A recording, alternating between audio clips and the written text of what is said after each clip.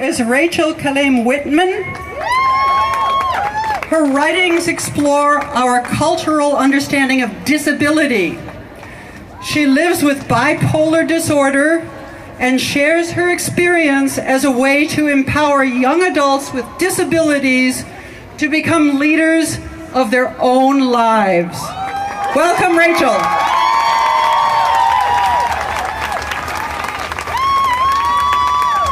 Hello, everyone. I am so excited to be here.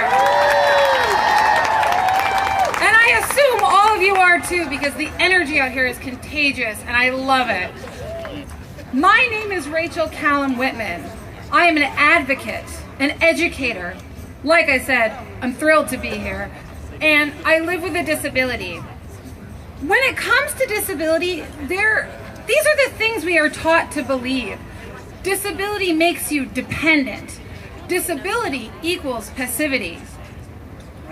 I'm going to talk right into the microphone now. There we go. When it comes to disability, these are the things we are taught to believe. Disability makes you dependent. Disability equals passivity. Disability makes you less than. Individuals with disabilities are viewed as broken, often incurable souls who should be pitied, fixed, and ultimately ignored. But as someone living and working within the disability community, I know what a powerful force we can be.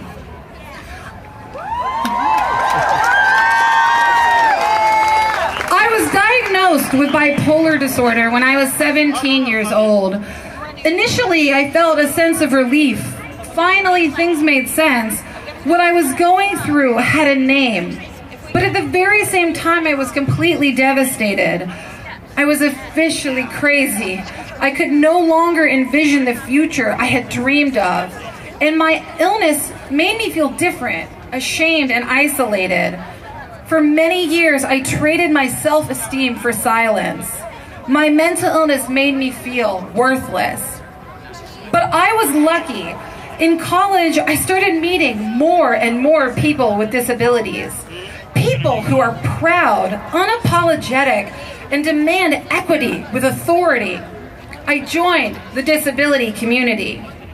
We are the largest minority group in the US, as well as the world, and the only minority group that just about everyone will eventually join when they become less mobile, lose their vision, and experience hearing loss. The disability community has a rich history of engaging in advocacy and activism, ranging from public demonstrations organized to protest the delayed enactment of the Americans with Disabilities Act in 1990, to hashtag Crip the Vote, a nonpartisan social media campaign designed to engage both voters and politicians this past election in a productive discussion about disability.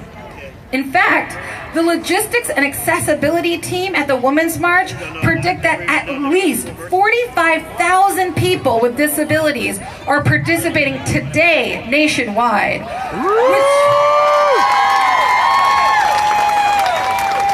And my friends, this is the largest assembly of individuals with disabilities in U.S. history.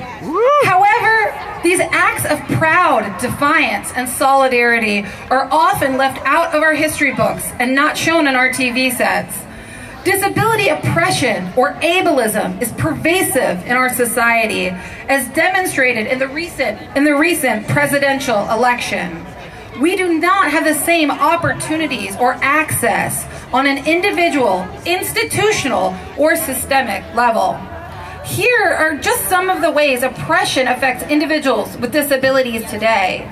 We have the highest rates of unemployment and underemployment.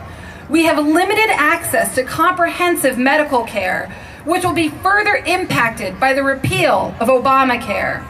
We are more likely to be the victims of violence, and students with disabilities have a lower quality education.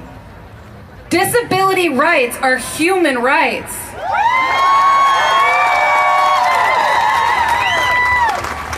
And the city of Pittsburgh is committed to making itself a more accessible city. But across the country, many public buses still can't accommodate wheelchairs. In many cities, including Pittsburgh, steps keep people with disabilities out of buildings and on the sidewalk. And lastly, why is safe, affordable, and accessible housing so hard for us to come by? Because America denies individuals with disabilities the opportunity to be full citizens. We deny the personhood of individuals with disabilities, dismiss their needs and their right to life, and disempower all people with disabling differences. My friends and I can share countless stories about what it means to live with a disability in America, challenging stigma, dismantling prejudice, advocating for accessibility, fighting for opportunities, confronting low expectations every day, and the constant need to remind the world that we have intrinsic value. But in addition to our shared struggles, we also share hope. Many of us, especially people of color with disabilities, fight daily for representation, for access, for our safety, for the right to exist, to be equal citizens. And we are able to keep advocating because we believe in each other, we embrace our allies, and we have hope that our continued work will improve the world. Yesterday, I was heartbroken. I felt disillusioned with democracy. I questioned our nation's capacity for humanity. We are all vulnerable to the bigotry and discriminatory rhetoric coming out of the Trump administration, whether it is based on race, ethnicity, gender, sexual orientation, religion, or disability, especially for those of us living in the intersections. But today, I march with my sisters, my brothers, and my siblings in this city that I love as an act of solidarity and as a sign of our tenacity. I am honored to stand here in front of my community, helping to remind us all that we are stronger together. And tomorrow, I will be hopeful.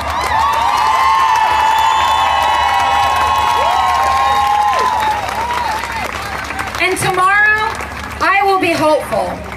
I have never felt more frightened and more powerful in my entire life. Thank you.